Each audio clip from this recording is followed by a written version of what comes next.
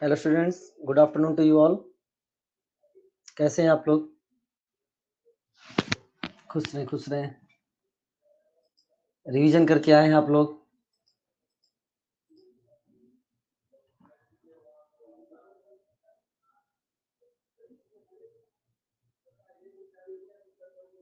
Very good Ayushi, बहुत सही।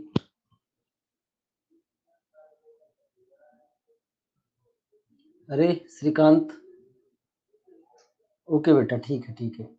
चलो बचाव करें बेटा।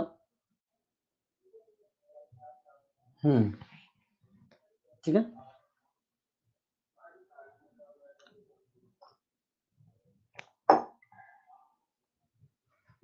चलिए बेटा, आज हम लोग आगे की चीजें स्टार्ट करते हैं।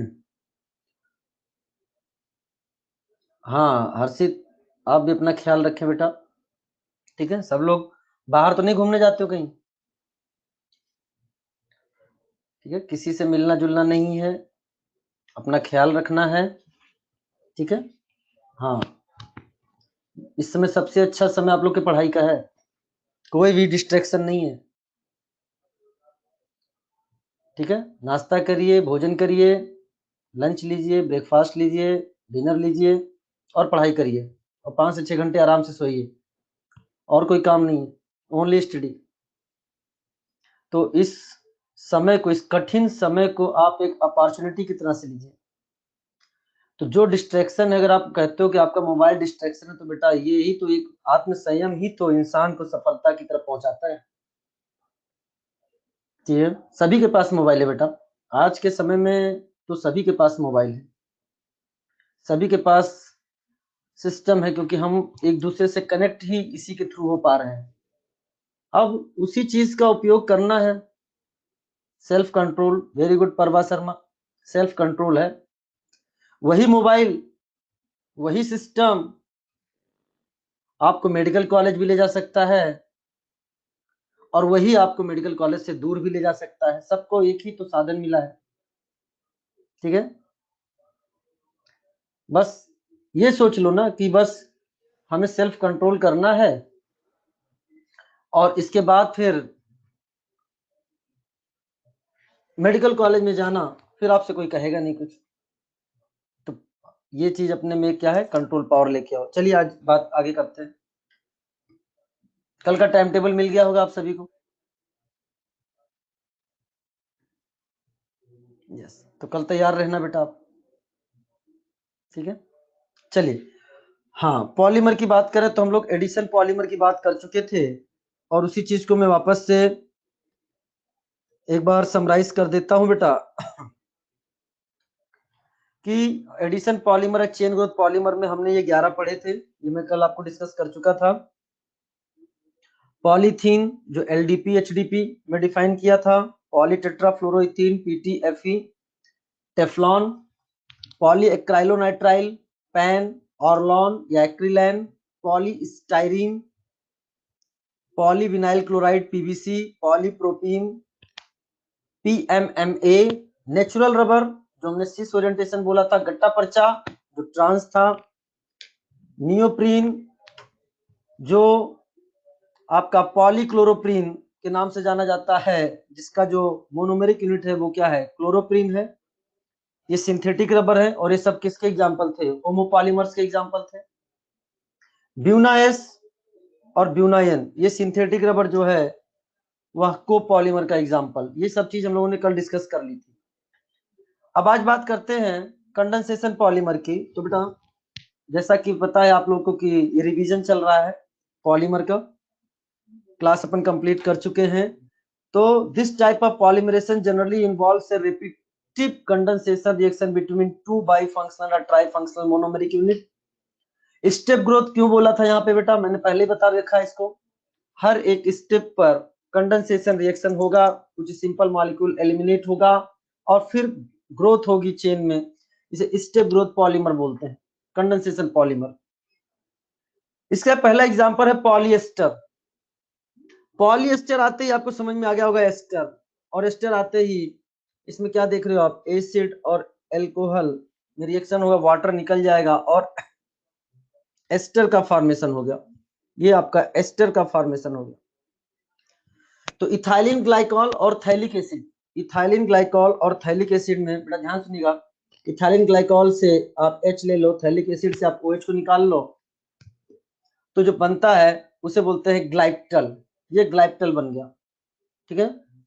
और ग्लाइप्टल जो है, अगर हमने आपको दे दिया एग्जाम में, पॉलीमर भी स्ट्रक्चर दे सकता है, पूछेगा मोनोमर बताओ, तो इसमें आपको ये एस्टर लिंकेज जो नजर आ रहा है इसको ब्रेक कर दो, जिधर CO है उधर OH लगाओ, जिधर O है उधर H लगाओ, तो आपको वापस से थैलिक एसिड और इथाइलिन ग्लाइकॉल नजर आ जाएगा। Manufacture of paint and liquids में इसका यूज करते हैं, 2 तरह की यूनिट है, इसे कोपॉलीमर, और नाम ही पता है आपको, ये ग्लाई है, ये PTAL है। ग्लाई से क्या आ गया आपका ग्लाइकॉल, PTL से क्या हो गया थैलिक एसिड, नाम में ही इसके मोनोमर लिखे हुए हैं। अगला है टेरिलीन या डेक्रॉन, टेरिलीन या डेक्रॉन। तो टेरिलीन नाम ही से पता है, टर, टर का मतलब टरथैलिक एसिड, टर का मतलब टरथैलिक एसिड, ये आ गया टर। तो टरथैलिक एसिड और दूसरा क्या है इथाइलिन ग्लाइकॉल।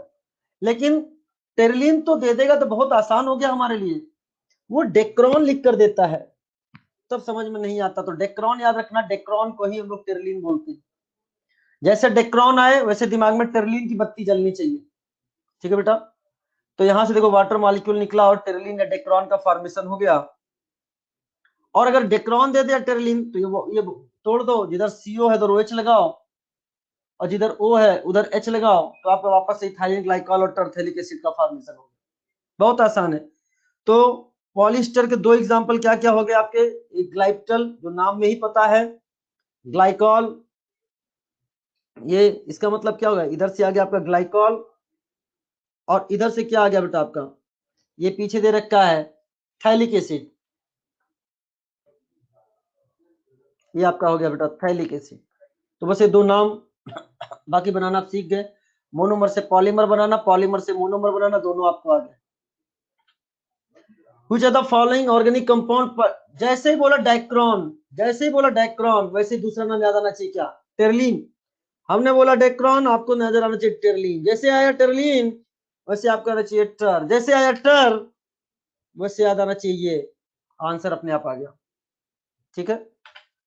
अब सुनना बेटा पॉलीएमाइड, बहुत ध्यान सुनना, पॉलीएमाइड की बात करें तो पॉलीएमाइड का रिवीजन स्टार्ट करने से पहले इसको और भी सिंप्लीफाइड करके, इधर देखिए बेटा आपके सामने नायलॉन जो है, इतने अच्छे से नायलॉन आप समझ में, या मैंने समझाया भी है आपको, बट यहाँ लिख भी दिया है साथ में आपके, इसको समझ गए अच्छे से तो आप नायलॉन की फैक्ट्री खोल सकते हो जाके अपने घर पे कॉपी में, कोई भी नायलॉन दे दे बना लेना, ठीक है। तरीका क्या है, नायलॉन XY और नायलॉन X, इसमें क्या डिफरेंस है, जैसे नायलॉन XY है तो नायलॉन 6, नायलॉन X है तो नायलॉन 6।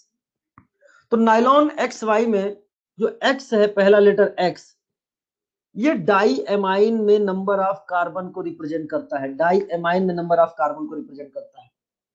और Y जो है वह diacid, dicarboxylic acid में नंबर ऑफ कार्बन को रिप्रेजेंट करता है। जैसे X represents number of carbon in diamine and Y represents number of carbon in diacid, 2 अलग अलग हैं, इसलिए कोपॉलीमर का एग्जांपल हो गया। और अगर नायलॉन 6 ले लिया तो एक ही है। अब चूंकि हम पॉलीएमाइड पढ़ रहे हैं तो हमें निकालना क्या है, एमाइड बनाना है, तो एसिड और एमाइन से वाटर निकाल दो तो एमाइड बन गया। तो यानी कि कुल मिलाकर एक चीज हमको समझ में आ गया है कि एमाइड बनाना है उसके लिए एक एसिड और एक एमाइन चाहिए। तो अगर 2 नंबर दे हैं तो एक को डाइएमाइन बनाओ, एक को डाई एसिड, लेकिन अगर एक ही नंबर है नायलॉन X तो एक ही में एसिड भी होगा, एक ही में एमाइन भी होगा, और एक ही कंपाउंड में एसिड और एमाइन होता है, उसे क्या बोलते हैं, अमाइनो एसिड बोलते हैं। तो X represents number of carbon in amino acid, X represent number of carbon in amino acid, और एक ही कंपाउंड है इसलिए होमोपॉलीमर का एग्जांपल होगा। अब हमने अब आप भूल जाइए, आपसे बोला नायलॉन 6 तो आपको ऐसे याद रखना है, पहला जो है वो X को रिप्रेजेंट करेगा, दूसरा जो है वो Y को रिप्रेजेंट करेगा। Number of carbon in X मतलब डाइएमीन, 6 कार्बन का डाइएमीन क्या हो गया, हेक्सामिथाइलिन डाइएमीन, और 6 कार्बन का डाई एसिड क्या हो गया, एडिपिक एसिड। क्या निकाल दो बेटा, यहां से वाटर निकाल दो, ये वाटर निकाल दिया, इधर से वाटर निकाल दिया दूसरे कंपाउंड के साथ मिलके, एडिपिक एसिड हेक्सामिथाइलिन डाइमाइन के साथ, हेक्सामिथाइलिन डाइमाइन एडिपिक एसिड के साथ, और बन गया नाइलॉन 6,6।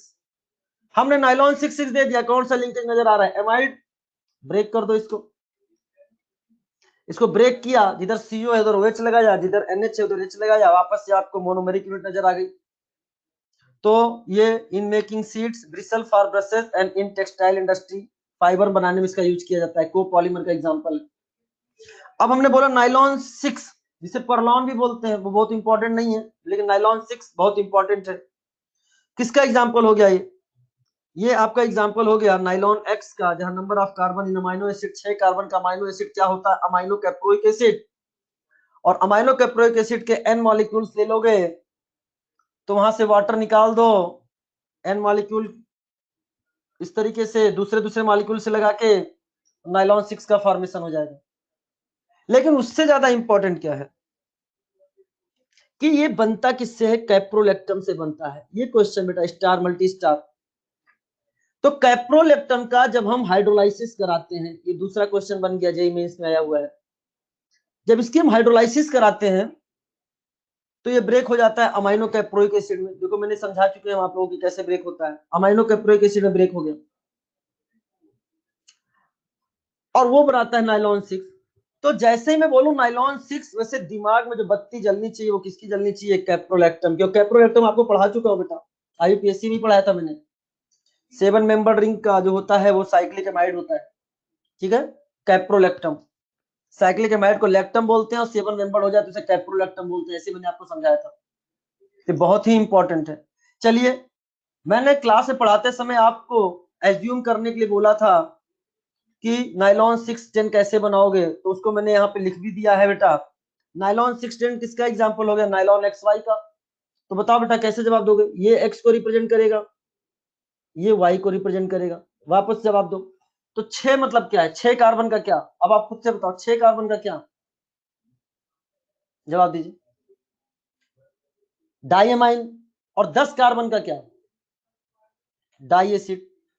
तो 10 कार्बन आने के लिए यहाँ पे 8 रखना होगा। 8 ये हो गए, 2 इधर हो गए, 10 कार्बन का सेबेसिक एसिड। और 6 कार्बन का डाइमाइन क्या होगा? Hexamethylene diamine. यहां से क्या निकाल देना आपको? वाटर निकाल दो। ये वाटर निकाल दिया। तो वाटर निकालने के बाद बन गया क्या आपका? नाइलॉन 610। ठीक है बेटा। अगर मैं पूछूं नाइलॉन 610 की मोनोमेरिक यूनिट, ये बॉन्ड तोड़ दो, इधर OH, जिधर CO है उधर OH लगाओ, जिधर NH है उधर H लगाओ, तो वापस से आपका मोनोमेरिक यूनिट बन गया सीबेसिक एसिड और हेक्सामिथाइलिन डाइमाइन। बहुत आसान है। मैंने आपको बोल दिया नाइलॉन 10 और 20, नाइलॉन 10 20 बना लोगे क्या? जवाब दो। नाइलॉन 10 20 बना लोगे? तो नाइलॉन 10 में X की वैल्यू क्या होगी? X की वैल्यू क्या होगी? 10। और Y की वैल्यू क्या होगा? कितने कार्बन का डाई एसिड? 20। तो यहां पे क्या लिखोगे? यहां पे क्या लिखोगे? बेहतरीन जवाब 18। तो आप तो नाइलॉन की फैक्ट्री खोली। पहले आप रटते थे नाइलॉन कैसे याद करें, बड़ी मुश्किल से 2 एग्जांपल याद होते थे। और अब तो नाइलॉन कुछ भी बना ले, 10 20 10 12 1000 2000, कोई भी नाइलॉन बोल दो, बना लोगे क्या? चलो आगे बढ़ते हैं। Which of the following polymer is prepared by condensation, polymerisation? तो नाइलॉन 6 अभी पढ़ा है, बाकी सब मैं एक्सप्लेन कर चुका हूँ। रबर, स्टाइरिन, टेफ्लॉन, ये किसके एग्जांपल होते हैं? बोलो। स्टाइरिन से बनता है पॉलीस्टाइरिन, ये सब एडिशन के। Nylon is an example. Nylon बोला नहीं कि पॉलीएमाइड दिमाग में चला नहीं। नाइलॉन पॉलीएमाइड, तुरंत दिमाग में बत्ती जलनी चाहिए। कैप्रोलेक्टम बोला, तुरंत नाइलॉन 6 की बत्ती जलनी चाहिए, तुरंत नाइलॉन 6 की बत्ती जलनी चाहिए। ये मैं रिवीजन बता रहा हूँ, रिवीजन कितने आसानी से हो रहा है।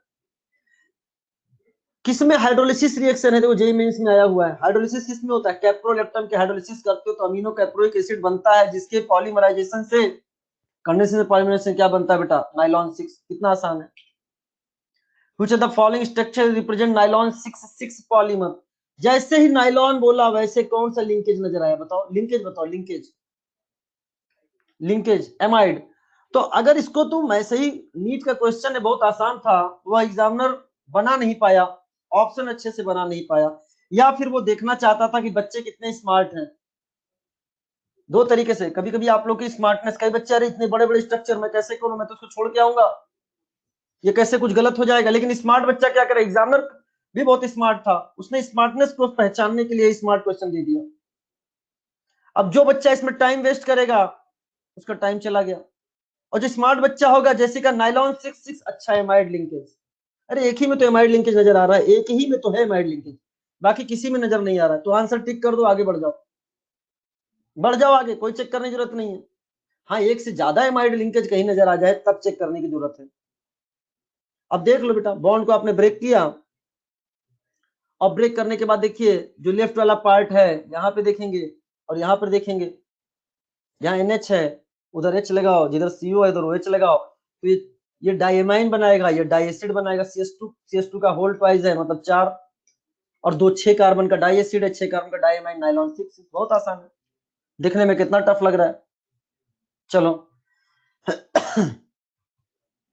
Structure of some polymer are given, which one is not correctly presented. बहुत आसान, नॉट करेक्टली प्रेजेंटेड। नाइलॉन 66 में देखो, इधर 6 कार्बन का डाइएमाइन, इधर 6 कार्बन का डाई एसिड बनेगा। टेफ्लॉन CF2 का, हाँ चलेगा। टेरलिन हाइड्रोलिसिस के बाद इधर टरथेलिक एसिड, इधर इथाइलिन ग्लाइकॉल, ये भी सही है। लेकिन नियोप्रीन जो है वो पॉलीक्लोरोप्रीन जो है वो बनता क्लोरोप्रीन से जो है, उसके बताओ जो यहाँ पर हम लिखेंगे उसमें कितने कार्बन होना चाहिए, पॉली, हाँ कितने कार्बन, अगर ऐसे बनाया तो यहाँ 4 कार्बन होना चाहिए, और यहाँ कितने कार्बन नजर आ रहा है, 5 नजर आ रहा है, तो ये आंसर क्या है बेटा, गलत। ठीक है, चलो आगे बढ़ो। फिनॉल फॉर्मल्डिहाइड पॉलीमर इंपॉर्टेंट, और हमने आपको लेडर मैनेज रिएक्शन बताया था, याद करो, लेडर मैनेज रिएक्शन भी आपको याद आ रहा होगा। तो फिनॉल फॉर्मल्डिहाइड पॉलीमर जो है वो नोबोलेक एंड वैकेलाइट जो हम पढ़ने जा रहे हैं, तो ये आपको देखो फॉर्मल्डिहाइड का प्रोटोनेशन हुआ है और इलेक्ट्रोफाइल बन गया है CH2OH CH पे पॉजिटिव चार्ज, CH2+OH। हाँ, इसी के लिए हमने बताया था लेडर मैनेज। तो क्या होगा बेटा, ये फॉर्मल्डिहाइड, ये एसिडिक और बेसिक मीडियम दोनों में रिएक्शन होता है, लेकिन यहाँ पे हमने एसिडिक मीडियम में डिस्क्राइब किया है। तो बेटा क्या होता है, ये फॉर्मल्डिहाइड रिएक्शन करेगा आर्थो या आर्थो पैरा स्थिति पर जाकर लग जाएगा। ठीक है, अगर आर्थो वाला डेरिवेटिव ले लो, ortho hydroxy phenol, ortho hydroxy methyl phenol, और उसके N मॉलिक्यूल ले लो, तो क्या होगा बेटा, ये जुड़ा और यहाँ पे क्या बन गया, ये CH2H, OH निकल जाएगा प्रोटोनेशन से, और ये CH2+ दूसरे मॉलिक्यूल से अटैच हो जाएगा और ये नोबोलेक का फॉर्मेशन हो जाएगा। अगर ट्रिक बेसिस पर देखो तो सिंपल देखो, ये ऐसे हमने N मॉलिक्यूल ले लिए, इधर क्या है बेटा, ये H है, इधर भी क्या है बेटा, ये H है, H है। करना क्या है आपको, यहां से वाटर निकाल देना है, ये वाटर निकाल दो सिंपली,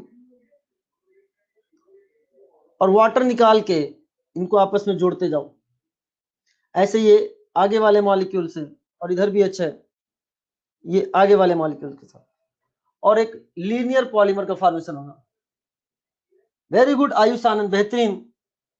ठीक है, फॉर्मल्डिहाइड क्या करता है, अब इन सब में क्या, ये CH2 आया कहां से है, ये CH2 पहले कहां से आया, ये पहले था CH2OH, और CH2H कहां से आया था, ये आया था फॉर्मल्डिहाइड से। यानी फॉर्मल्डिहाइड जो है वो 2 एरोमेटिक रिंग को जोड़ने का काम करता है, की पॉइंट है, एक की पॉइंट है। तो नोवोलेक जो बना है ये आपका लीनियर पॉलीमर है, यूज्ड इन पेंट, को पॉलीमर का एग्जांपल है। आप इससे सीधे डायरेक्ट इस तरह से इस ट्रिक से जवाब दे सकते हो। अब ये नोवोलेक बना ली हमने, अब ऐसे नोवोलेक की लेयर आ जाए, ये एक लीनियर पॉलीमर है, नोवोलेक का लीनियर पॉलीमर है, ऐसे एक दूसरा लीनियर पॉलीमर ले लो। ठीक है, अब यहां पे देख लो बेटा, सिंपल से यहाँ पे H है पैरा पर, इसके अभी H इधर बाकी है, और यहां से क्या निकाल दिया बेटा, वाटर निकाल दो, और 2 रिंग को जोड़ने का काम करने जा रहा है, क्या बन के, CH2 बन के, ये देखो CH2 बन के, और 2 लीनियर पॉलीमर के बीच में कोवैलेंट बॉन्ड बना है और क्रॉस लिंक्ड पॉलीमर का फॉर्मेशन हो गया, इसे बोलते हैं वैकेलाइट। तो क्रॉस क्वेश्चन आया हुआ है, देखो क्या आपको आवाज आ रही है मेरी, सभी को आवाज आ रही है, यस। तो cross linked polymer contain covalent bond between various linear polymer chain. याद रखना बेटा, आप डाउट पूछोगे, बहुत प्यारा क्वेश्चन है। वेरियस लीनियर पॉलीमर चेन, ये पॉलीमर, ये एक पॉलीमर चेन हो गया, ये दूसरा पॉलीमर चेन हो गया, इसके बीच में क्या है, कोवैलेंट बॉन्ड का फॉर्मेशन होता है। इनफ्यूजिबल सॉलिड, इनफ्यूजिबल का मतलब होता है ना गलने वाला।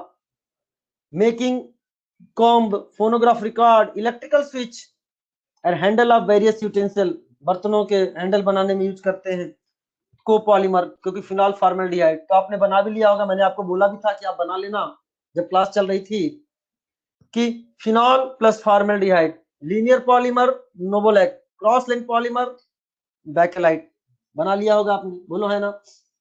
चलो, तो novolac on heating with formaldehyde undergoes cross linking to form bakelite. चलिए अगला है मेलामाइन फॉर्मल्डिहाइड। फॉर्मल्डिहाइड आ रहा है, फॉर्मल्डिहाइड क्या बन के जुड़ता है बताओ, ये CH2H बना था ना, और यही CH2H जो है, यही CH2H है, बाद में कैसा दिखता है, CH2 के रूप में दिखता है। ये जो की पॉइंट है, मेलामाइन में कितने लोन पेयर हैं, 1, ये क्वेश्चन आया था IIT में, 1 2 3 4 5 6। मेलामाइन का स्ट्रक्चर याद होना चाहिए, इसका स्ट्रक्चर नहीं आया था, ठीक है बेटा, मेलामाइन का स्ट्रक्चर याद होना चाहिए, 6 लोन पेयर है। तो ऐसे यहां पर भी जुड़ गया, ऐसे इधर भी जुड़ जाएगा, इधर भी जुड़ जाएगा, और क्रॉस लिंक पॉलीमर का फॉर्मेशन हो जाएगा, क्रॉस लिंक पॉलीमर का फॉर्मेशन हो जाएगा। इसमें बीच में रेजिन इंटरमीडिएट का फॉर्मेशन होता है, एनसीईआरटी में दे रखा है इसे मेलामाइन फॉर्मल्डिहाइड पॉलीमर या मेलामाइन पॉलीमर भी बोलते हैं। क्रॉस लिंक्ड पॉलीमर है, मैन्युफैक्चर ऑफ अनब्रेकेबल क्रॉकरी, ना टूटने वाले बर्तन बनाए जाते हैं, को पॉलीमर का एग्जांपल है। यूरिया फॉर्मल्डिहाइड पॉलीमर, फिर फॉर्मल्डिहाइड आया, क्या बन के जुड़ेगा, ये CH2H बन के, CH2H, और ये जो इंटरमीडिएट बना है ये दूसरे मॉलिक्यूल के साथ जुड़ेगा और ये CH2 बन जाएगा। हमने पॉलीमर दे दिया, हमने बोला बेटा इसे मोनोमर बनाओ, बहुत आसान है, इस बॉन्ड को ब्रेक कर दो। CH2 कहां से आया है, फॉर्मल्डिहाइड से आया है, लेफ्ट वाला पोर्शन क्या हो गया, वो यूरिया को रिप्रेजेंट कर रहा है। चीजें बहुत आसान से समझ में आ रहा है, क्लियर हो रहा है कि नहीं, कोई दिक्कत आ रही है क्या, अर्पणा को क्या दिक्कत आ रही है बेटा बताओ। ऑल ओके, वीडियो ऑडियो में कोई लैगिंग तो नहीं है, all clear, all clear, no दिक्कत। चलो, तो फॉर मेकिंग अनब्रेकेबल कप, ना टूटने वाले, और लेमिनेटेड शीट बनाने में इसका यूज करते हैं। तो फॉर्मल्डिहाइड बेस्ड पॉलीमर कौन कौन से पढ़ लिया आपने, नोवोलैक पढ़ लिया, बैकेलाइट पढ़ लिया, मेलामाइन पॉलीमर पढ़ लिया, यूरिया फॉर्मल्डिहाइड पॉलीमर या रेजिन पढ़ लिया, ठीक है। तो of the following which one is classified, polyester, जैसे ही बोला पॉलिएस्टर बोलते ही दिमाग में क्या आना चाहिए, क्या आना चाहिए, टेरलिन। टेरलिन का दूसरा नाम क्या है, डेक्रॉन। और एक और एग्जांपल बताओ, ग्लाइक्टल। पॉलिएस्टर आते ही नाम याद होना चाहिए, मैंने समरी भी बनाई है, आपको मिलेगा। Which one of the following is not condensation polymer, not condensation polymer, Dacron, melamine, glyptal सब कंडेंसेशन है, तो नियोप्रीन, पॉलीक्लोरोप्रीन, क्लोरोप्रीन का addition polymer. Very important, very important,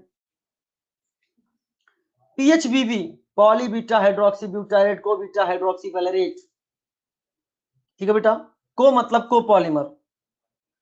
तो ये देखिए इसके मैंने मोनोमर बनाए हैं, ये अल्फा कार्बन, ये बीटा कार्बन, COOH एसिड के बगल वाला कार्बन अल्फा कार्बन, ये अल्फा कार्बन, ये बीटा कार्बन।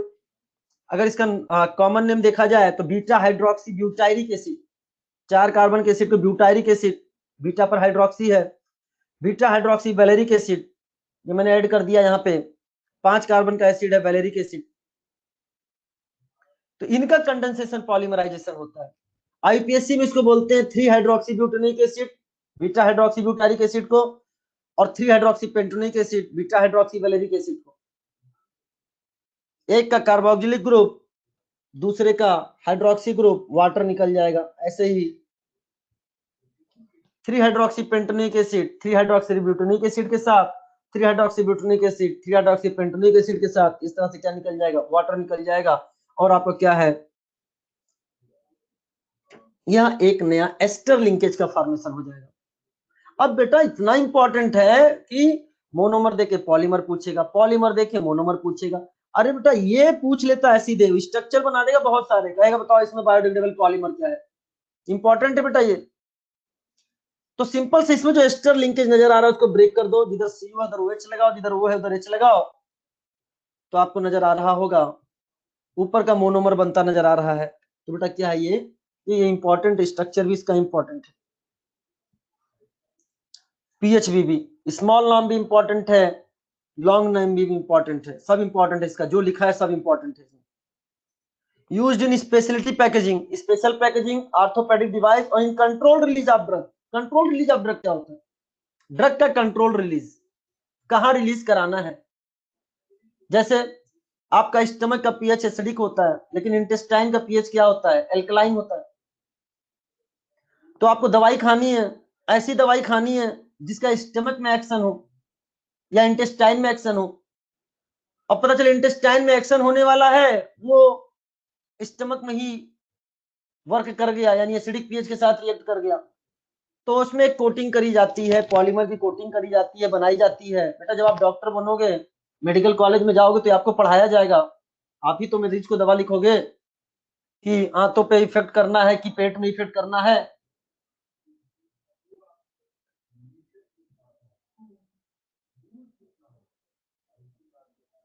हाँ बेटा, एसिड से OH आएगा। ठीक है बेटा, स्वागत, आपका स्वागत है। तो वहां चीजें आपको सिखाई जाएंगी, सारी चीजें। पता चला हमको इंटेस्टाइन में करना है और स्टमक में ही वर्क हो गया, तो नुकसान है। कितनी देर में उसका रिलीज होना है, स्टमक में कितनी देर तक रहता है चीजें, उसके बाद वो कहाँ पहुंचता है, इसे कंट्रोल रिलीज कहते हैं, कंट्रोल रिलीज, वहां पे इसका यूज किया जाता है, कोपॉलीमर का एग्जाम्पल। ठीक है बेटा, सारी चीजें अभी आपको पता नहीं है, जब आप डॉक्टर बनोगे तो चीजें सिखाई जाएंगी। नाइलॉन टू नाइलॉन 6 का अगर देखा जाए तो ये आपका नाइलॉन एक्स, नाइलॉन वाई का एग्जाम्पल हो गया, नाइलॉन एक्स, नाइलॉन वाई। मेरा ध्यान सुनो, और इकलौता जब होता है ना तो वो अमाइनो एसिड को रिप्रेजेंट करता है। नाइलॉन एक्स 2 कार्बन का अमाइनो एसिड, नाइलॉन वाई ये आपका 6 कार्बन का अमाइनो एसिड, 2 कार्बन का अमाइनो एसिड क्या हो गया? ग्लाइसिन। 6 कार्बन का क्या हो गया? Amino caproic acid, amino caproic acid. क्या मेरी बात क्लियर हो रही है? तो यहां से भी क्या करना है आपको? वाटर निकाल देना है एसिड और एमाइन से, इस तरीके से। और क्या बन गया बेटा? Nylon two nylon 6। Nylon two nylon 6 दे दिया उसने, हाइड्रोलिसिस कर दो, जो एमाइड बना है, जिधर CO है उधर OH लगाओ, जिधर NH है उधर H लगाओ, तो लेफ्ट वाला पोर्शन ग्लाइसिन, राइट वाला amino caproic acid, amino acid को रिप्रेजेंट करता है। और एक चीज हम आपको बता चुके हैं, वापस रिवाइज करा रहा हूं, नाइलॉन 2,6 अलग बात है, नाइलॉन 2 नाइलॉन 6 अलग बात है। क्या मैं सही हूं? क्या मैं सही हूं? अच्छा, नाइलॉन 2,6 में 2 किसको रिप्रेजेंट करता है? नाइलॉन 2,6 में 2 किसको रिप्रेजेंट करता है? जवाब दीजिए। Very good, diamine. और 6 डाई एसिड में कार्बन को। बहुत सही, बहुत सही। आप लोग, मैंने कहा ना नाइलॉन की फैक्ट्री खोल दोगे। बेहतरीन। चलिए, और नाइलॉन 2 नाइलॉन 6 अलग चीज है। ठीक है बेटा, तो अल्टरनेटिंग पॉलीएमाइड को पॉलीमर होते हैं, इसमें एमाइड होता है। Glycine amino caproic acid, glycine amino caproic acid, glycine amino caproic acid, alternating है polyamide. Which one of the following said form the biodegradable polymer? Biodegradable polymer आते ही glycine amino caproic acid. Answer क्या हो गया? 4। Biodegradable polymer which can be produced from glycine and amino caproic acid। 4 nylon two nylon 6, ये भी biodegradable है, लेकिन glycine और अमाइनो कैप्रोइक एसिड का नहीं है। ये पॉलीबीटा hydroxy butyrate co beta hydroxy valerate है। ये बायोडिग्रेडेबल पॉलीमर नाम आते ही नाइलॉन टू नाइलॉन 6। एंड दूसरा एग्जांपल बताओ क्या बनाओगे? अब तो याद हो जाना चाहिए, रट जाना चाहिए, क्या है? पीएचपी। मुझे लगता है बायोमॉलिक्यूल पॉलीमर इन सबसे अब एक भी क्वेश्चन गलत करने वाले नहीं है, बोलो है ना? चलिए, poly beta hydroxy butyrate co beta hydroxy valerate is a copolymer of 3 hydroxy butanoic acid, 3 hydroxy pentanoic acid. बता चुके हैं अभी आपको।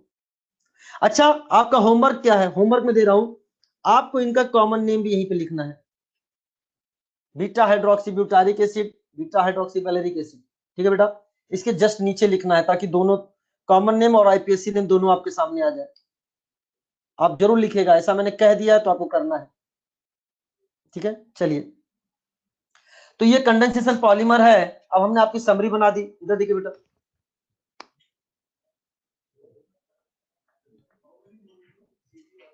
समरी क्या है, ये फंक्शनल ग्रुप में रिएक्शन के बाद बनते हैं। देखिए फंक्शनल ग्रुप में रिएक्शन के बाद बन रहे हैं, आएंगे रिएक्शन होंगे, वाटर या कुछ मॉलिक्यूल एलिमिनेट होगा, उसके बाद वो जुड़ते हैं।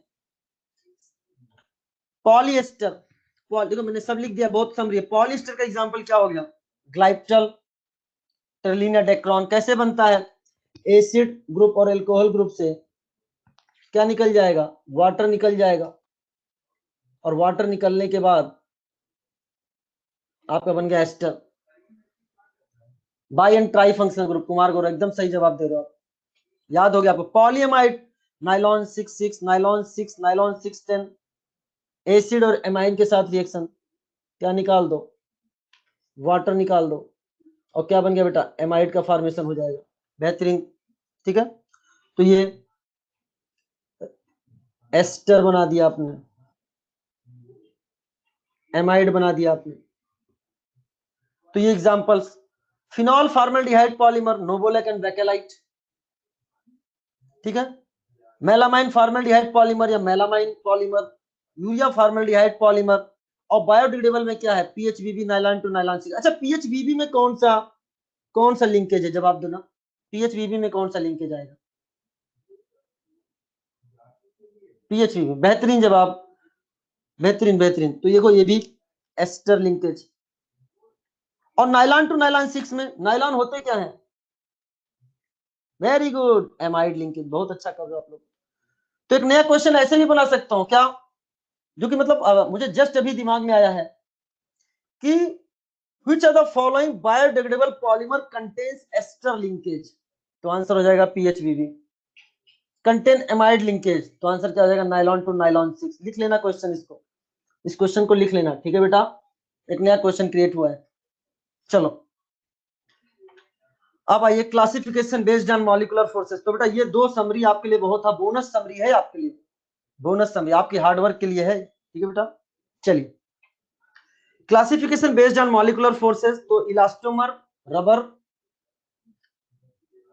इसमें वीकेस्ट इंटरमॉलिक्यूलर फोर्स होते हैं, और ब्यूटा 13 डाइइन या उसके डेरिवेटिव जो अगर आ जाए तो वो क्या बनाते हैं, रबर बनाते हैं। जैसे ब्यूना एस में बीयू, ब्यूना एन में बीयू, ब्यूटा 13 डाइइन, ठीक है। या नियोप्रीन, नियोप्रीन, नियोप्रीन भी क्या होता है, पॉलीक्लोरोप्रीन, किससे बनता है, क्लोरोप्रीन, और वो भी किसका होता है, ब्यूटा 13 डाइइन का डेरिवेटिव होता है। फाइबर्स क्या है, thread forming solid, possesses high tensile strength, strong intermolecular force like H bonding. Question इस पे भी आया है, जैसे बट पढ़ा चुका हूं सब, बस रिवीजन चल रहा है।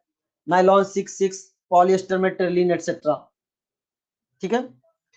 थर्मोप्लास्टिक, लीनियर और slightly branch, capable of repeatedly softening on heating and hardening on cooling, और इनका intermolecular force of attraction elastomer और फाइबर के बीच में होता है, जैसे पॉलीथीन, पॉलीस्टाइरीन, पॉलीविनाइल एटसेट्रा। और थर्मोसेटिंग एकदम सेट है, टफ है। These polymers are cross-linked or heavily branched molecule. These cannot be reused. एक बार यूज हो जाए फेंक तो रीयूज नहीं होंगे। Bakelite, urea formaldehyde resin, melamine formaldehyde resin, या पॉलीमर एटसेट्रा। और अगर मैं बात करूं इंटरमॉलिक्यूलर फोर्सेस का, तो इसमें क्या होता है बेटा, थर्मोप्लास्टिक पॉलीमर जो होता है वो पहले आपको याद होना चाहिए कि यह आपका इलास्टोमर एंड फाइबर्स के बीच का, बिटवीन इलास्टोमर एंड फाइबर। तो सबसे पहले थर्मोसेटिंग, फिर फाइबर्स, फिर थर्मोप्लास्टिक, और उसके बाद इलास्टोमर। और थर्मोप्लास्टिक जो होता है वो फाइबर इलास्टोमर के बीच में होता है। तो क्वेश्चन ऐसे भी पूछ सकता है, और क्वेश्चन के एग्जांपल देके भी पूछ सकता है। जैसे अगर मैं क्वेश्चन दे रहा हूं, जवाब देना, जवाब देना, ठीक है। मैं क्वेश्चन पूछ रहा हूं कि एक एग्जांपल ले लिया ब्यूना एस, एक ले लिया हमने नाइलॉन 6,6, एक ले लिया हमने पॉलीथीन, और एक ले लिया हमने बेकेलाइट, और कहा इनको डिक्रीजिंग ऑर्डर में लिखो इंटरमॉलिक्यूलर फोर्स के। तो बताइए कैसे होगा, सबसे पहले ये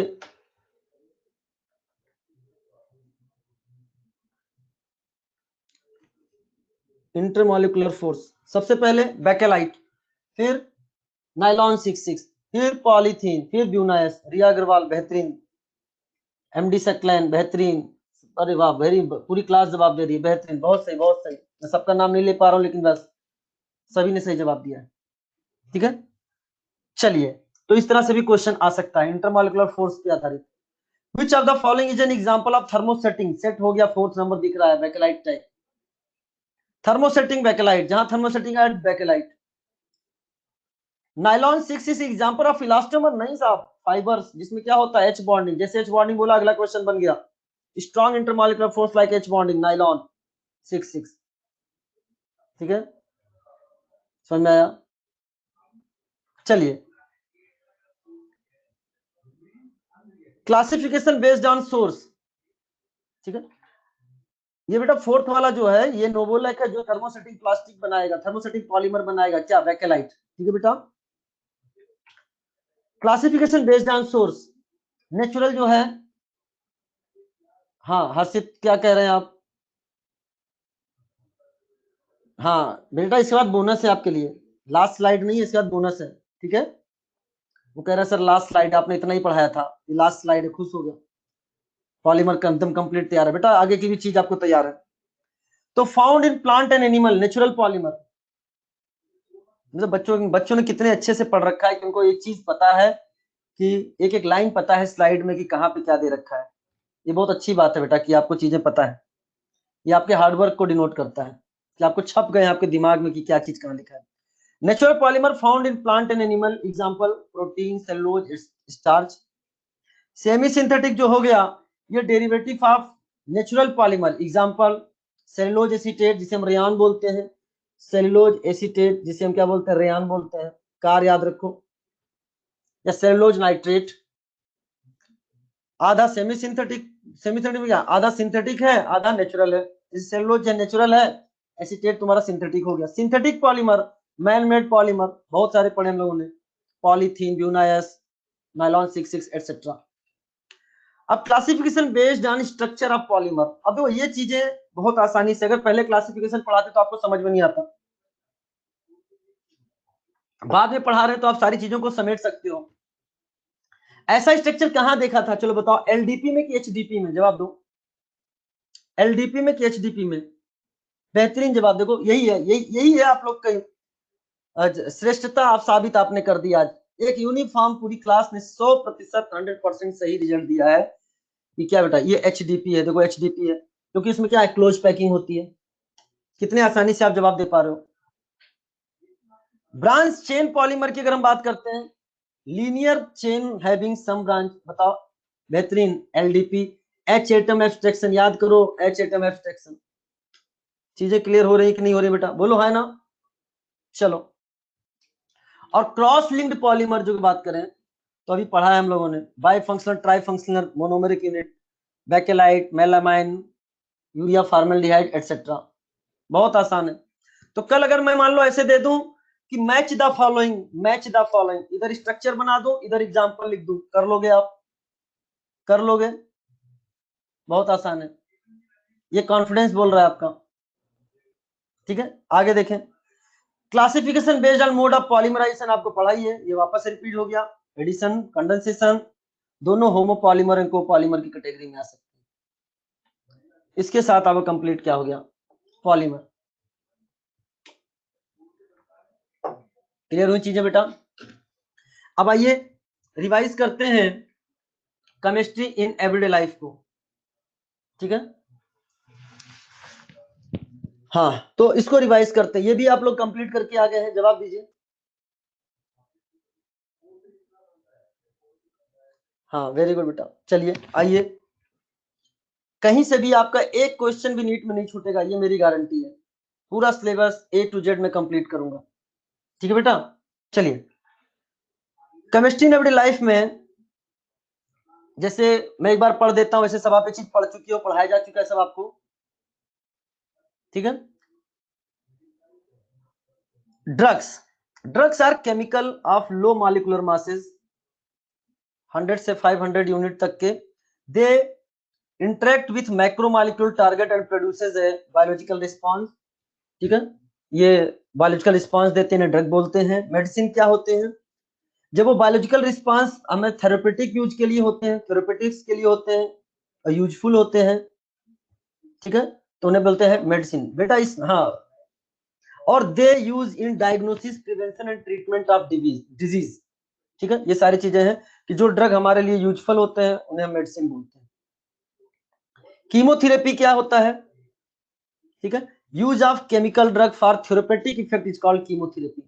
थेरेपेटिक इफेक्ट मतलब उपचार के लिए यूज किया जाता है। और मेडिसिन को हम पॉइजन क्यों बोलते हैं? क्योंकि ऐसा कोई मेडिसिन नहीं जिसका कोई साइड इफेक्ट नहीं, इसलिए हर मेडिसिन का कोई ना कोई साइड इफेक्ट होता है, इसलिए हम उसे पॉइजन बोलते हैं। ठीक है, चलिए क्लासिफिकेशन ऑफ ड्रग की अगर हम बात करते हैं, ठीक है, जो आपने क्लास करी है बेटा वही पीपीटी ये है, इसमें थोड़ा सा बहुत मॉडिफिकेशन है, ठीक है, वो आप देखिएगा। तो क्लासिफिकेशन ऑफ ड्रग की बात करें तो on the basis of pharmacological effect. Pharmacological effect क्या है बेटा, ध्यान सुनिएगा। It is useful for doctor, doctor आप बनने जा रहे हो, ध्यान से सुनो, because it provide them the whole range of drug available for treatment. कहने का मतलब क्या है? फार्माकोलॉजिकल इफेक्ट क्या है? आपके सामने पेशेंट आया है, उसको दर्द हो रहा है, हाँ मैं थोड़ा बहुत चेंज किया रिस्क का बेटा, ठीक है, हाँ उसको दर्द हो रहा है तो आपने उसको एनाल्जेसिक दे दिया, एंटीसेप्टिक दे दिया, ठीक है, या फिर आपने एंटीपायरेटिक दे दिया बुखार के लिए एटसेट्रा, तो ये आप उसके फार्माकोलॉजिकल इफेक्ट को देख लिया। On the basis of drug action, it is based on the action of a drug on a particular biochemical processes. जैसे फॉर एग्जांपल मैं अगर आपसे बात करूं, हिस्टामिन क्या करता है? एलर्जी कॉज करता है, तो ऐसा ड्रग दे दो जो एंटी हिस्टामिनिक हो, एलर्जी को क्या है, क्योर कर देगा। तो ड्रग एक्शन के हिसाब से on the basis of chemical structure. अच्छा, केमिकल स्ट्रक्चर की बात करें तो आपने लॉक एंड की हाइपोथेसिस पढ़ी है, एंजाइम की लॉक एंड की हाइपोथेसिस। तो ड्रग रिसेप्टर, जो आप सबस्ट्रेट और एंजाइम पढ़ते हो, एंजाइम है सबस्ट्रेट है, उसमें क्या हो गया, फिट हो गया तो एक्शन हो गया। ऐसे जिसे तुम एंजाइम बोलते हो उसे ड्रग में हम रिसेप्टर बोलते हैं, उसे हम यहाँ पर रिसेप्टर बोलते हैं। जिसे तुम सबस्ट्रेट बोलते हो उसे हम यहाँ ड्रग बोलते हैं। तो केमिकल स्ट्रक्चर, अगर बताओ डिफरेंट डिफरेंट तरह के ड्रग्स ले लिए, सबके स्ट्रक्चर्स क्या हैं, एक जैसे हैं लॉक एंड की हाइपोथेसिस के साथ, तो रिएक्शन क्या होगा, हो जाएगा। Drug which have common structure often have similar pharmacological activity. जैसे बुखार की कई तरह की दवाइयां, दर्द की बहुत तरह की दवाइयां, तो सेम रिसेप्टर पे वर्क करते हैं। दर्द वाले रिसेप्टर बुखार वाले रिसेप्टर पे वर्क करते हैं। एलर्जी की बहुत सारी दवाइयां एलर्जी का रिसेप्टर उस पे वर्क करते हैं। On the basis of molecular target, drug interacts with biomolecule target molecule. जैसे फॉर एग्जांपल अगर मैं आपसे बात करूं तो वो आपका carbohydrate, lipid, protein, nucleic acid किसी पे भी वर्क कर सकता है, ठीक है। तो उस पे जो वर्क करने वाले सेम तरह के हैं, same structure feature containing drug है, same mechanism of action. Protein वाले प्रोटीन पर, कार्बोहाइड्रेट वाले कार्बोहाइड्रेट पर, इस तरह के रिएक्शंस होते हैं। सब चीज आप बायो में डिटेल में पढ़ते हो। क्या मैं सही हूं? एगोनिस्ट, एंटागोनिस्ट, ये सब आप पढ़ते हो, ये सब सारी चीजें आपको आती हैं। चलिए आगे बात करते हैं। अब है therapeutic action of different classes of drug. जैसे पहला एंटीपायरेटिक। तो बेटा देखो नीचे ये ट्रिक आपको बताई जा चुकी है, वाईएन में जवाब दें, वाईएन में जवाब दें, यस। तो इनको मैं कोट नहीं करने वाला, ये मैं आपको अच्छे से आपने पढ़ लिया है, इन्हें हम कोट करने वाले नहीं हैं। तो बस यहाँ पे जो की पॉइंट जिस पे हमें फोकस करना है या कुछ माइनर चेंज है उस पे हमें क्या करना है, चीजों को बताना है, या कुछ ऐड करा है मैंने। माइनर चेंज मतलब कुछ और ऐड किया गया अगर इसमें। तो एंटीपायरेटिक, पायरो मतलब टेम्परेचर या फीवर, ठीक है, उनको कम करने वाला। जैसे the medicine which can be used to reduce the body temperature या फीवर, ठीक है। हाँ आयुष आनंद तुम चिंता मत करो बेटा। तो जैसे कि एस्प्रिन, देखो मैंने यहाँ पे इसको रेड कर दिया है, रेड कर दिया। रेड करने का मतलब ये एनसीईआरटी से, एनसीईआरटी से। तो aspirin, two acetoxybenzoic acid, paracetamol, N acetyl para aminophenol या एसिटामिनोफेन, इसका नाम होता है केमिकल नेम। या फेनासिटीन, ये आपके क्या है बेटा, एंटीपायरेटिक है, बुखार को दूर करते हैं, टेम्परेचर को रिड्यूस करते हैं। एनाल्जेसिक पेन किलर, अब ये सारी चीजें आपने पढ़ी रखी हैं, ये सब हम ज्यादा चीज एक्सप्लेन नहीं करने वाले, कि they reduce pain without causing mental confusion, unconsciousness, paralysis और अदर, सब आप पढ़ चुके हैं। बस मैं इतना बताना चाह रहा हूँ कि नारकोटिक, मैं रिवीजन करा रहा हूँ, तो नारकोटिक एंड नॉन नारकोटिक में क्या डिफरेंस। नारकोटिक मतलब जिससे नशा हो जाए, नॉन नारकोटिक जो नशा ना हो। नारकोटिक जिससे जिससे खाने से आदत हो जाए, एडिक्टिव हो जाती है। नॉन नारकोटिक क्या होती है, नॉन एडिक्टिव होती है। ठीक है, नारकोटिक का इफेक्ट स्ट्रांग और फास्ट होता है, नॉन नारकोटिक का वीक एंड स्लो इफेक्ट होता है। नारकोटिक में स्लीप एंड अनकॉन्शियसनेस आ जाता है, और नॉन नारकोटिक में ये एंटीपायरेटिक एक्टिविटी भी शो करते हैं। ठीक है, ये सारी चीजें आप हैं। अब इसमें देखो एनसीईआरटी की चीजें हैं यहाँ पे, use in post operative pain, cardiac pain, pain of terminal cancer and in childbirth के समय हमें क्या देते हैं, नारकोटिक। तो ऐसे नहीं मिल जाएगा कि गए मार्केट से। पोस्ट ऑपरेटिव पेन का मतलब है ऑपरेशन के बाद, डॉक्टर, आप डॉक्टर बनने जा रहे हो, ऑपरेशन के बाद जो पेन होता है बेटा, समझ में आया, बहुत पेन होता है जब कहीं। ठीक है बेटा, हाँ अब ध्यान।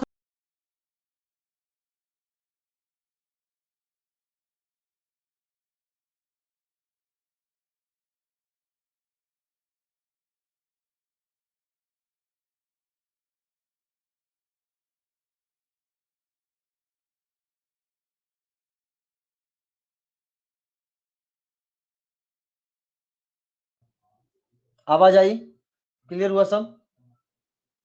हाँ, तो ऐसा नहीं कि आप गए और आपको तुरंत मेडिसिन मिल जाएगा इस तरह से, नहीं साहब, प्रिस्क्रिप्शन से मिलता है ये ओपीएम के डेरिवेटिव होते हैं, पापावर, सोमनिफेरम, मार्फिन, कोडीन, हीरोइन। ठीक है बेटा, क्या वीडियो ऑडियो सब आ रहा है बेटा, जवाब दें, वाईएन में जवाब दें। हाँ, ये ओपाइड्स होते हैं। और नॉन नार्कोटिक होते हैं, ये used in prostaglandin inflammation pain. Prostaglandin जो है, उसका सिक्रीशन जो होता है, वो इन्फ्लेमेशन कॉज करता है। ठीक है, वो इन्फ्लेमेशन कॉज करता है। तो एस्प्रिन जो होता है, वह याद रखना, ये भी क्वेश्चन आया हुआ है कि जो एस्प्रिन जो होता है, ये inhibits the synthesis of prostaglandin. Skeleton plain arthritis में भी इसका यूज करते हैं। क्या मेरी बात क्लियर हो गई है। तो ये एनसीईआरटी की लाइंस हैं, इसको ध्यान रखिए। तो many they are derivative of opium, poppy, brown sugar, morphine, codeine, heroin, जिसको मैंने रेड किया है एनसीईआरटी से है, मॉर्फिन, कोडीन, हीरोइन। और एस्प्रिन, पैरासीटामॉल आपके किसके एग्जांपल हो गए, नॉन नार्कोटिक के हो गए। नोवाल्जिन, आइबुप्रोफेन भी इसके एग्जांपल है। ब्रूफेन, ये भी आप बहुत ही कॉमन नेम आपने पढ़ा होगा, आपने देखा होगा घर पे आपके टैबलेट मिलती है, घर रखी होगी। नीचे जो लिखा हुआ है, ये सारी की सारी ट्रिक्स आपको बताई जा चुकी है। क्या मेरी बात क्लियर है। चलिए, ऑडियो वीडियो सब क्लियर है, जवाब दें वाईएन में। अगला है aspirin prevent platelet coagulation. So due to anti-blood clotting action, aspirin is used in prevention of heart attack. ठीक है बेटा, तो ये हार्ट अटैक के प्रिवेंशन में भी यूज होता है, हार्ट के पेशेंट को देते हैं। ठीक है, यस, हार्ट के पेशेंट को, हार्ट के पेशेंट को भी देते हैं। लेकिन अगर इसकी हाइड्रोलिसिस हो जाए, तो जो एसिड बनता है उससे अल्सर हो सकता है, एसिडिटी इन एम्प्टी स्टमक होता है। ये ब्लड थिनर भी होता है, बहुत सारी चीजें, ये ब्लड थिनर भी है, एंटीपायरेटिक भी है, एनाल्जेसिक भी है। ठीक है बेटा, बहुत सारे यूज है। और एंटीपायरेटिक, एनाल्जेसिक तो हम आपको बता चुके हैं आईपीएससी में भी, याद करो, बनाना भी सिखाया था, याद करो। ठीक है, चलो, हाँ, तो which of the following is analgesic. तो बेटा देखो, ये नोवाल्जिन, ये आपके एनसीईआरटी में नहीं दे रखा है, लेकिन फिर भी एग्जाम में आया है। तो नोवाल्जिन जो आता है आपका एनाल्जेसिक है। Aspirin is used to reduce the chance of heart attack, हाँ सही है।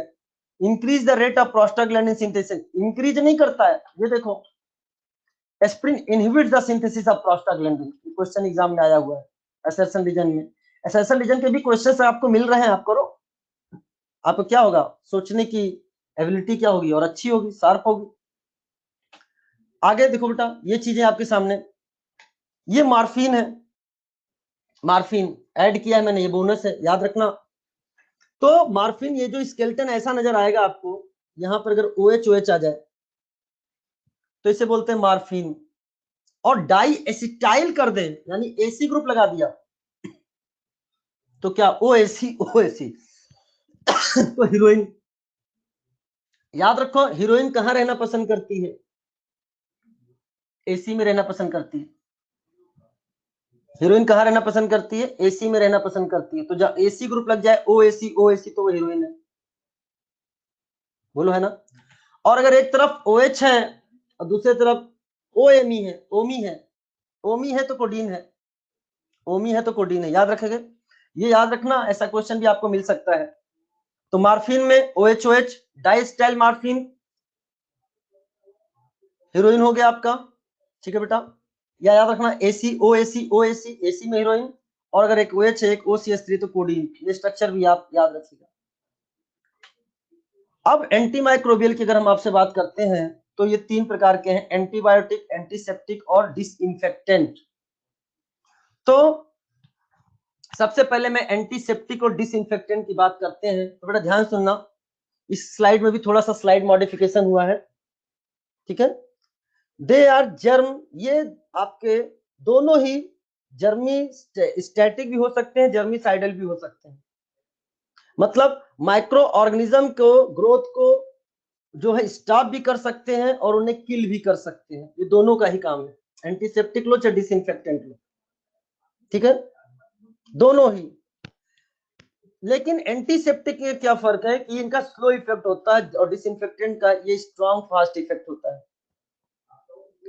अब एक अंतर क्या है कि जो एंटीसेप्टिक है वो लिविंग टिश्यूज पे लगाया जाता है, लेकिन डिसइंफेक्टेंट है वो नॉन लिविंग थिंग्स पे लगाया जाता है, इनएनिमेट ऑब्जेक्ट पर लगाया जाता है, जैसे लाइक फ्लोर, टाइल्स, मिरर।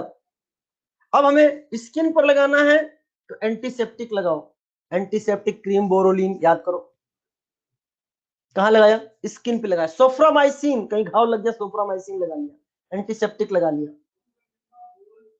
ठीक है। अब आपका आ गया क्या, डिसइंफेक्टेंट, पोछा लगाने के काम में आता है, घर में पोछा लगता है, याद करो, फिनॉल यूज करते हैं एटसेट्रा, फिनॉल का एक पर्टिकुलर कंसंट्रेशन आप आगे आएगा। तो ये सब क्या है, नॉन लिविंग पे डिसइंफेक्टेंट होता है। जैसे यहां पर देखें बेटा, यहां पे भी मैंने क्या किया है, थोड़ा सा स्लाइड मॉडिफिकेशन किया है, ध्यान से देखिएगा। ये सारे के सारे एग्जांपल्स जो रेड कर रखे हैं मैंने, सब के सब हमने कहा से, एनसीईआरटी से। जैसे Soframycin, I2, tincture iodine, tincture iodine क्या होता है, 2 to 3% सोल्यूशन जो होता है, अल्कोहल का सोल्यूशन और वाटर का मिक्सचर होता है, उसे फिर क्या बोलते हैं, टिंचर आयोडीन बोलते हैं, ठीक है, 2 से 3%। तो टिंचर का मतलब क्या होता है, टिंचर वो प्रिपरेशन होता है जिसमें सॉल्वेंट एल्कोहल होता है, सॉल्वेंट एल्कोहल होता है, ठीक है।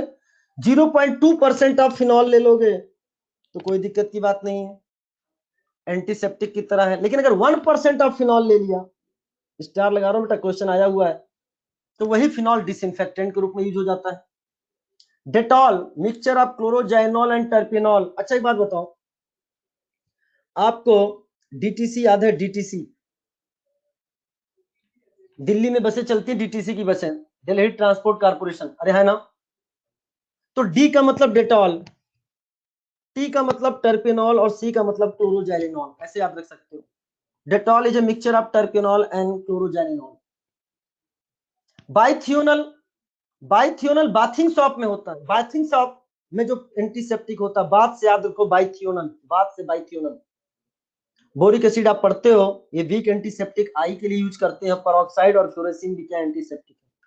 SO2 वेरी लो कंसंट्रेशन में, Cl2 0.2 से 0.4 ppm एक्वस सोल्यूशन जो होता है, ये डिसइंफेक्टेंट होता है, क्योंकि बहुत ही वेरी स्ट्रांग होते हैं, कम परसेंटेज में इसका यूज किया था। वेरी इंपॉर्टेंट, ये सब इंपॉर्टेंट है बेटा, सब के सब आपके एनसीईआरटी के एग्जांपल है।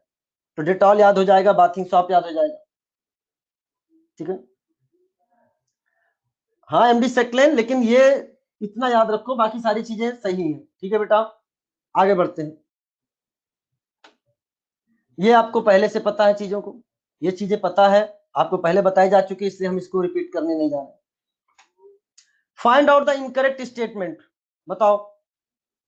तो इसमें क्या है, Chile saltpetre is a rich source of iodine. नहीं बेटा, ये रिच सोर्स ऑफ आयोडीन नहीं होता, ये सोडियम नाइट्रेट होता है। अरे है ना, सोडियम नाइट्रेट। याद करिए ऐसे, चलिए ना, चलिए ना, चलिए मतलब चाइल्ड, ना मतलब Na वाला, सोडियम नाइट्रेट। क्या मेरी बात क्लियर हो रही है?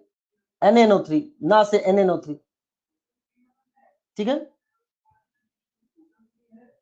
इसके बाद मिक्सचर ऑफ क्लोरोजाइनॉल, जैसे मिक्सचर ऑफ क्लोरोजाइनॉल एंड टर्पिनॉल बोला, बताओ क्या समझ में आया? किसकी बात हो रही है? वो DTC की बात हो रही है, मतलब डेटॉल की बात हो रही है।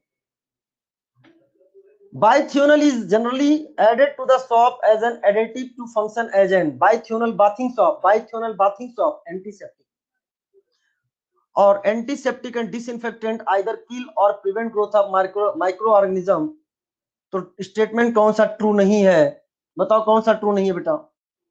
Disinfectant harm the living tissue, yes. 0.2 solution of phenol is an antiseptic and 1% solution acts as disinfectant, yes सही है। Chlorine and iodine are used as a strong।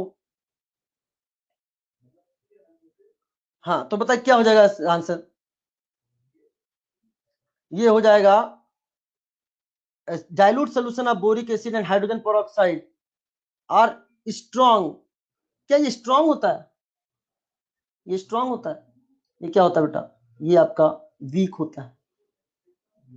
क्या मेरी बात क्लियर हो रही है आप सभी स्टूडेंट्स को? बोलो है ना। चलिए तो बताओ, जैसे मैंने ये लिखा क्या समझ में आया? ये स्ट्रक्चर सब ध्यान से सुनना।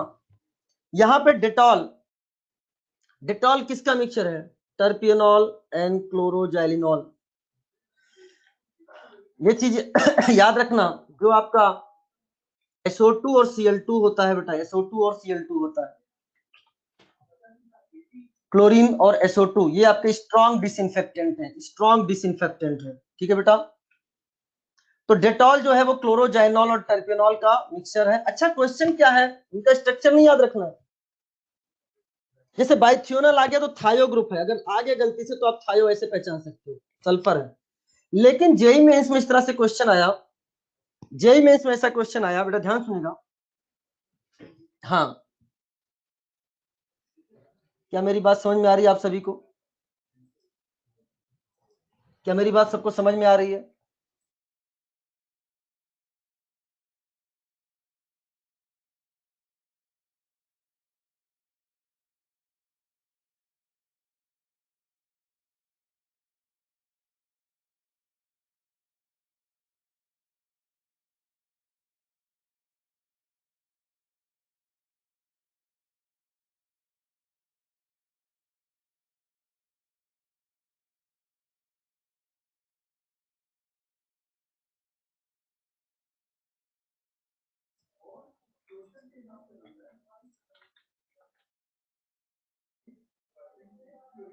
क्या आप आवाज आई मेरी? जवाब दें।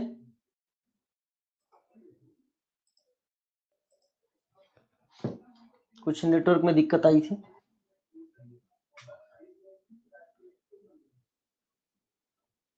हाँ तो बेटा ध्यान सुना, यहाँ पे चल लेते हैं। डेटॉल जो है वो क्लोरोजाइनॉल एंड टर्पियोनॉल, ध्यान सुनना। अच्छा क्वेश्चन क्या आया जेई मेंस में, कैसे पूछा? अगर मैं पूछूं कि ये क्लोरोजाइनॉल है, इसकी रिएक्शन हम न्यूट्रल FeCl3 के साथ करा रहे हैं, न्यूट्रल FeCl3 के साथ, तो क्या टेस्ट देगा? वायलेट कलर देगा। तो इसको किसको रिप्रेजेंट करता है? ये फिनोलिक, फिनोलिक OH, फिनॉल का ये क्या हुआ? टेस्ट हो गया। तो ऐसे भी क्वेश्चंस आजकल आ रहे हैं, तो थोड़ा बहुत याद रखो, स्ट्रक्चर रटना नहीं है। जैसे टर्पियोनॉल में क्या है? एल्कोहल पाया जा रहा है, एल्कोहल है तो एल्कोहल का टेस्ट देगा। कौन सा है? 3 डिग्री एल्कोहल है, इसमें फिनॉल है, समझ में आ रहा है। बाइथियोनल में भी क्या है? Phenolic OH। तो ऐसे रटना नहीं है, स्ट्रक्चर नहीं रटना है। तो बेटा आज हम लोग यहीं तक पढ़ते हैं, ठीक है, आज हम लोग यहीं तक पढ़ते हैं। लेकिन मेरी बात ध्यान से सुनिए आप। हाँ कैन टेस्ट बेहतर, मेरी बात ध्यान सुनिए। केमिस्ट्री इन एवरीडे लाइफ खत्म होते ही, केमिस्ट्री इन एवरीडे लाइफ खत्म होते ही हमारा रिवीजन वाला पार्ट कंप्लीट हो जाएगा, रिवीजन वाला पार्ट कंप्लीट हो जाएगा, ठीक है बेटा। इसके बाद हम लोग मतलब कल, आपको कल बहुत इंपॉर्टेंट, हाँ मैं बता रहा हूँ बेटा, बहुत इंपॉर्टेंट है। कि हाँ, आप अब एक काम कर सकते हो, जैसे बायोमॉलिक्यूल कंप्लीट कर लिया तो बायोमॉलिक्यूल को आप एनसीईआरटी से पढ़ जाओ एक बार। पॉलीमर एक बार हमने कंप्लीट कर लिया, पॉलीमर अब एनसीईआरटी से एनसीईआरटी एक बार रीडिंग मस्ट है, केवल आपको कॉन्फिडेंस बिल्डअप करने के लिए। केमिस्ट्री एवरीडे लाइफ कंप्लीट हो जाएगा तो एक बार जरूर उसको भी एनसीईआरटी से पढ़ना है, कॉन्फिडेंस लाने के लिए। आपको पढ़ने में बहुत ही आसान लगेगा। दूसरी बात बेटा मैं ये कहना चाह रहा हूं कि कल हम लोग क्या पढ़ने वाले हैं, केमिस्ट्री इन एवरीडे लाइफ को कंप्लीट करेंगे। इसमें भी आप बहुत सारी चीजें नई सीखोगे, मतलब नई क्या मतलब डिस्कशन में चीजें आएंगी, ठीक है। जैसे मैंने यहाँ पे ऐड किया है न्यूट्रल एफिशिएंसी के साथ वायलेट कलर दे रहा है, तो कौन सा कार्बिल एमाइन टेस्ट देगा, एग्जाम में आए हुए क्वेश्चन है, थोड़ा उनको मैं इसमें ऐड करूंगा। इसके बाद हम लोग पढ़ेंगे qualitative and quantitative analysis, qualitative and quantitative analysis of organic compound, Carius method, Liebig method, Kjeldahl Dumas method, ठीक है बेटा, लेसाइन टेस्ट क्या है, एटसेट्रा एटसेट्रा, ठीक है। वो मैं डिटेल्ड में, ये अभी तक का रिवीजन वाला part chemistry in everyday life से खत्म हो जाएगा। इसके बाद पूरा का पूरा डिटेल्ड में हम आपके साथ डिस्कस करेंगे। तो पहले हम लोग पढ़ेंगे क्वालिटेटिव एंड क्वांटिटेटिव एनालिसिस, ठीक है। उसके बाद फिर हम लोग पढ़ेंगे purification, distillation, chromatography, fractional distillation, etcetera, ठीक है बेटा। इन्वायरमेंटल केमिस्ट्री के बारे में मैं आपको एक की पॉइंट बताऊंगा लास्ट में, थोड़ा बहुत उसमें भी डिस्कशन करूंगा। लेकिन बेटा इन्वायरमेंटल केमिस्ट्री के बारे में एक सत्य है कि आपको बायो में जो पढ़ाई जाती है इकोलॉजी, बायो में जो इकोलॉजी को सिस्टम पढ़ाया जाता है पूरा का पूरा वही केमिस्ट्री में दे रखा है। मतलब केमिस्ट्री वाला पार्ट सारा का सारा आपके बायोलॉजी में है, सारा का सारा चीज है उसमें। क्या मेरी बात समझ में आ रही है आपको? तो उसे कैसे पढ़ना है, कैसे मैं टास्क दूंगा, वो समय आने पे मैं आपको बताऊंगा, लेकिन उसको भी पढ़ना है, ठीक है बेटा। उसमें भी कुछ डिस्कशन मैं करूंगा। तो सबसे पहले हम लोग इसको कंप्लीट करने के बाद क्वालिटेटिव क्वांटिटेटिव एनालिसिस पढ़ेंगे, फिर प्यूरिफिकेशन पढ़ेंगे, उसके बाद इन्वायरमेंटल पे बात करेंगे, कुछ और पॉइंट्स हम पे डिस्कस करेंगे, उसके बाद आपका सिलेबस कंप्लीट हो जाएगा, ठीक है। उसके बाद आपका सिलेबस कंप्लीट हो जाएगा तो हाँ हाँ, तो बेटा इसके बाद हमारा इसी हफ्ते सिलेबस कंप्लीट होगा और फिर आप लोग आराम से रिवीजन में और जुड़ जाइए, ठीक है। ठीक है बेटा, अब wish you all the best. हम सबका अब आपको जो भी हैंड आउट देंगे उसी हैंड आउट, वही हैंड आउट आपका नोट होगा, उसी से आपको नोट्स बनाना है, ठीक है बेटा। हैंड आउट से ही आपको नोट्स बनाना है। तो wish you all the best. मैं वापस से एक बार बताना चाहता हूं कि आपका 9 मई को माइनर है, 9 मई को माइनर है। मेजर का शेड्यूल अपडेट आएगा तब मैं आपको बता दूंगा। जो पहले डेट दी गई थी वो रिशेड्यूल्ड हुई है, ठीक है। और अब आप इसको रिवीजन करें, एनसीईआरटी एक बार कर सकते हैं। Wish you all the best, मिलते हैं अगली क्लास में।